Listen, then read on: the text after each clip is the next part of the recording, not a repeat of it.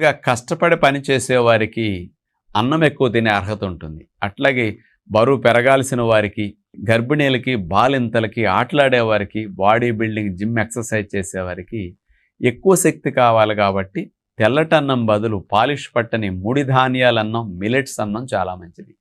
అన్నం తినేటప్పుడు అన్నం ఎలా ఉండాలి, కూర పాడు ఎలా ఉండాలి, రేషియో అనేది ఇక్కడ ఆలోచిస్తే 60% రైస్ ఉండాలి. అయితే 65% మ్యాక్సిమం 70%కి మించి అన్నం ఉండకూడదు. ఇలాంటి వారికి 30% నుంచి 40% మధ్యలో కూర ఉండాలి. ఈ రేషియో ఉంటే వీళ్ళకి కూరల ద్వారా పోషకాలు వెళతాయి, మరి రక్తం తయారవడానికి కావాల్సిన విటమిన్స్, మినరల్స్ బాగా వెళతాయి, యాంటీ ఆక్సిడెంట్స్ బాగా వెళతాయి, ఫైబర్ బాగా వెళుతుంది. తెలియక అన్నం ఎక్కువ పెట్టుకుని కూర కొద్దిగా పెట్టుకుంటారు.